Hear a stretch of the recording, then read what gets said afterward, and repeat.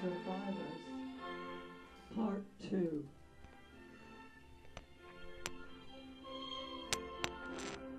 The Survivors, Part 2, A Day of Infamy. Chapter 4, The Cry of Doom. Commander Ingalls glanced over the control panel.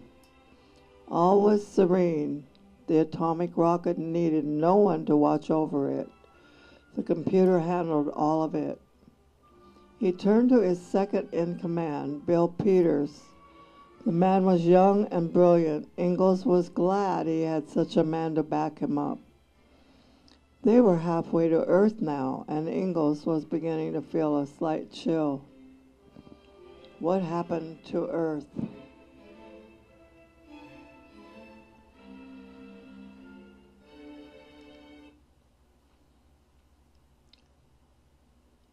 Lieutenant General Mason felt the awe of impending doom. At New York City, a red dot glowed.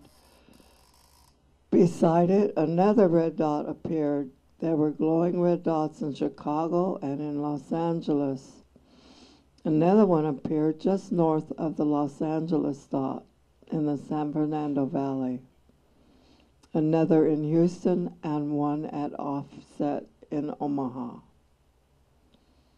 On the other side, there were red dots at Peking and Moscow, at Markovo and all the Leningrad, Murmansky, Schneidersky, the Rudolph Island base, and Novaya Simla had also been hit. There was a distant rumbling. They'd hit Washington, Mason thought. The ground quaked and shook with savage violence. Mason looked up instinctively. A small piece of plaster and a bit of dust fell to the floor. The roof overhead seemed to bulge inward. Suddenly it burst forward with a tremendous roaring blast, which blotted out everything, and then there was nothing. The President of the United States sat down. The anguish within him was more than words or pictures of expressions could convey. Before him, the nudist board glowed with telltale red dots, 3 in Los Angeles, 2 New York City, 1 Omaha, 1 at Houston, 1 at San Francisco, 2 at San Diego, 2 in Chicago, 2 at Phoenix, 3 at Denver, 1 at Colorado Springs, 1 at Pittsburgh, 1 at Detroit, 1 at Honolulu, and 1 at Seattle, 1 at Minneapolis, 1 at Dallas and Fort Worth, 1 at El Paso, San Antonio, Ogden, Utah, Birmingham, Cleveland, 1 at Buffalo, and 1 at St. Paul, St. Louis, New Orleans, Tucson, 1 in Atlanta, 1 in Rochester, 1 in Patterson, 1 in Syracuse, 1 in Tampa, 1 at Tacoma, and 1 at Tucson in Atlanta, 1 in Rochester, on and on. And on the other side of the board, the Soviet Union and Red China looked equally speckled. Ever so often a new dot would appear. The word had gone out and thousands of missiles and bombs had been unleashed. At last report, there had been only 1 B-17 and B-58s which had survived. All had armed and dropped their bombs. Neither the Soviet Union, Red China, United States, France, or Great Britain had any missiles left except for 16 Polaris missiles aboard the submarine Sea Hunt, whose orders were to stay out of it until her missiles would be needed after the main attack. Now, there were no bombs, but the world was burning with radioactive fallout with diseases spread by bacteriological warfare, and with death on a massive scale. For 1 solid hour, the President of the United States had sat watching the dots and counting them. There were over 195 dots in the United States, with additional dots now appearing around Los Angeles and Santa Barbara, Edwards Air Force Base, and Vandenberg. In the Soviet Union, the President counted some 245 dots, with an additional 205 dots in Red China, mostly along the coast.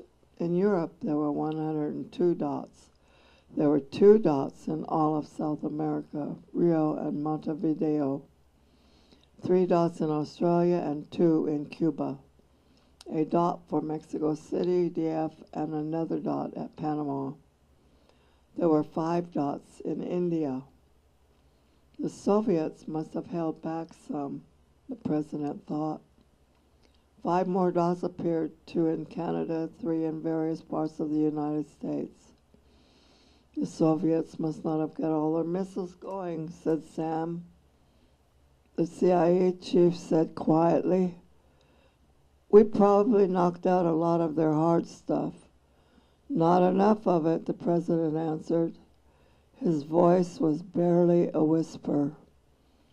"I wonder if we have any Congress left, or any people."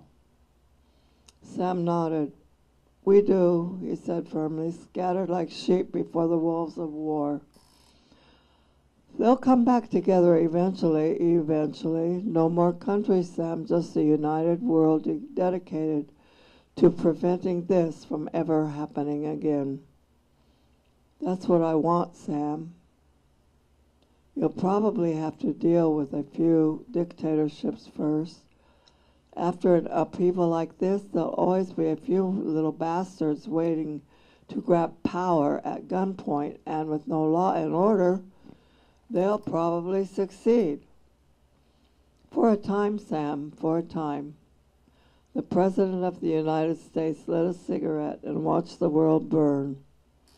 There was nothing he could do. "There was a bright flash behind us," Cindy said softly. "Las Vegas just ahead over these hills," Sam Sanders remarked. At that moment there was a brilliant flash just over those hills, and Sanders brought the car to a squealing halt as his eyes recovered from the blinding brilliance. "My God, what was that?" Sanders said, to no one in particular. He felt Cindy's hand on his arm. "James, it looks like—" She could say no more, but no more was needed. Over the hills, the mushroom-shaped cloud rose over 40,000 feet into the air, clearly spelling out his horrible message. James Sanders pulled the car off the road and lit a cigarette. His mind was working like a computer. Automatic bombs on a smaller, less strategic city like Las Vegas meant that the big ones had already been repeatedly hit, and Mexico was nearer than Canada. Cindy looked at him. She glanced at the far side of the freeway, where cars were moving rapidly away from the Las Vegas area. He turned on the radio. At first he hit nothing but static. Then a voice said, "This is Conrad, the emergency broadcasting system. The United States, Soviet Union, Red China are now in a state of war.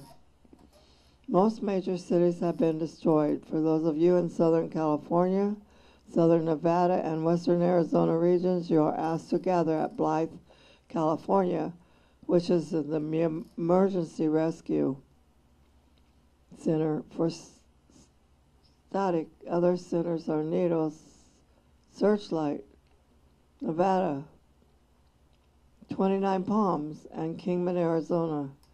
Be advised that nuclear or thermonuclear bombs have hit Vandenberg Air Force Base, Edwards, George, and Lancaster, the San Fernando Valley, Los Angeles, Hollywood, and Beverly Hills, Long Beach, Oceanside, San Diego, It is further believed that San Francisco has been destroyed and that Las Vegas and Phoenix have also been hit. There has been no word from Tucson, so we may well assume that. James Sander turned the radio off. Nothing about Yuma. My mother and father. I'm sorry, honey. I'm afraid there's nothing left in Los Angeles. Open the glove compartment, would you? What? Both the gun and the road map. He glanced briefly at the map. Okay, he said. We're going to Mexico. It was not a question. A mile further on at Sloan, he swung around on the outbound lanes. The traffic was thick, but the little Mustang had the power in spite of its years. Sander drove like a demon possessed, weaved in and out of traffic, jerking south along Interstate 15. There were no more guards, no patrolmen, no agricultural inspectors at the border. The traffic went through, and Sanders went through at 90 miles per hour over the dry lake. A few miles further on, at Mescal Springs, he hit the brakes, swinging off under the freeway onto the secondary road to Nipton, and then turning south again through Ivanpah and New York mountains. The roads became worse, but he did not slacken until they reached Gulf. Avoiding Interstate 40, which was overcrowded with traffic, he cut southwest through Fenner to the old 66. Leaving Essex, they picked up a tail. Sanders watched in the mirror as a souped-up 67 Ford with an oversized engine burning up the road behind them. The jalopy suddenly swung around, forcing them to the side and skidding a halt. 5 youths got out of the Ford, which blocked the road. They had long, wavy hair, a holdover from the more primitive days. One of them was carrying a rifle haphazardly. None of them seemed to notice that Sanders had swung his wheels for a quick getaway. He rolled down the window casually, moving the gun up next to the door. Hey, we're the new highway patrol, one of the young hoodlums sneered, and you are under arrest, Frenchie. Sanders snarled at the obscenity. We sentence you to imprisonment and your girlfriend to... Sanders whipped up the gun and fired directly into the boy's face. Sanders did not wait or watch as the boy fell back from the car with a bullet hole between his eyes. He gunned the car as the boy in front raised the rifle. Sanders was going about 30 when he hit him, throwing the boy and rifle off to the left. The other 3 scattered for a second or two and then jumped into their car. You killed that boy.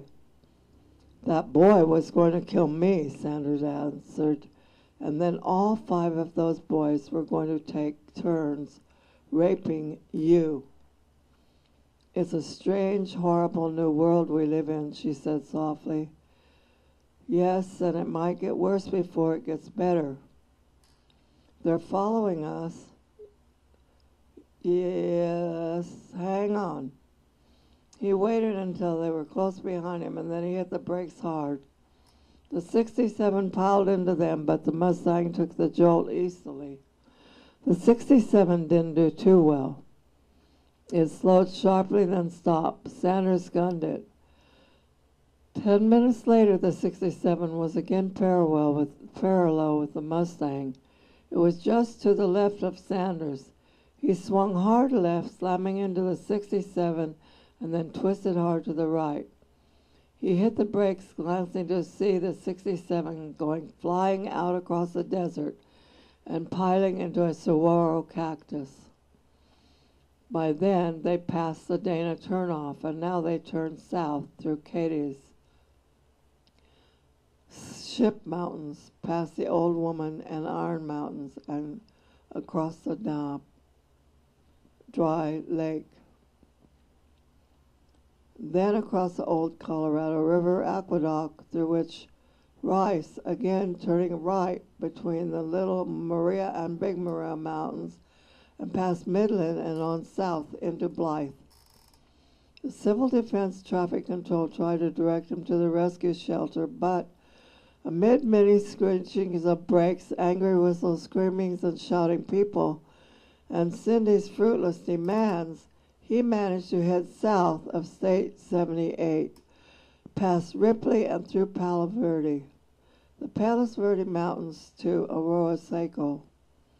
Do you mind telling me just why the hell we didn't go to shelter area? She asked. For several reasons, he answered harshly. First of all, they're probably already overcrowded and messed up, no real order. Secondly, the Russians apparently still have some bombs, and they may have monitored that comrade broadcast, in which case they may bomb Blythe. And third, for the next few months, perhaps years, the entire United States is going to be in chaos and turmoil. I don't want you to have to suffer through the hell back there. And furthermore, everyone in Blythe might get a lethal dose of radiation poisoning. There won't be enough of that wonder serum to go around. I don't know if we'll be able to avoid it, but I hope so. After that, Cindy was silent. Sanders turned south through Midway Wells and past the Cargo Muchacho Mountains to Interstate 8 into Yuma. Leaving the freeway, he cut across the Colorado River and the edge of the city south through suburban Somerton and Gadsden and then into San Luis. There were no border guards at San Luis. It seemed as if thousands of cars were crossing the border unhampered. They drove through the city of San Luis, Mexico, with abandon. Behind them, there was a brilliant flash, followed by a tremendous roar, an ear-splitting roar. Thousands of tons of TNT. Yuma had been hit. They ignored the mild ground quakes as they hurtled south into Mexico. The sun was setting as they reached Guaymas, where they took a 15-minute break. They had apparently outdistanced the crowd, and the cafe was still open. After a brief and tasteless meal, they drove on. Cindy slept while he drove on to Mazatlan, which they reached on the afternoon of the next day. Cindy drove to Guadalajara while Sanders slept. She remembered that Mexico City, or so they'd heard, had been hit, so she continued on southward to Acapulco. Sanders took over in Acapulco, driving through Oaxaca and Tehuantepec and over the border into Guatemala. The border guards were needed there, no explanation as to lack of passport. They were simply Americans fleeing the atomic holocaust.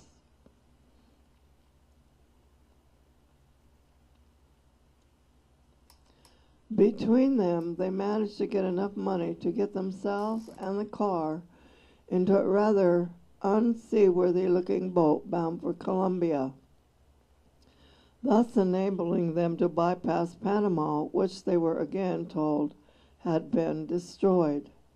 Thus, exactly 1 week after leaving the Las Vegas area, they were in Bogota, Colombia. That a bomb or the radiation or mysterious plague might strike the city had everyone on edge. It was Cindy who suggested that they visit her father's old friend, a scientist and recluse named George Wilson, who lived with his wife Maria and 5 children in a small valley in the Colombian Andes foothills. He, Cindy declared, would know if they had radiation poisoning, and he also has serum. Thus, they were 2 hours out of Bogota when they saw the flash of light, heard the sharp blast, and felt the earth tremble. Bogota, had been hit.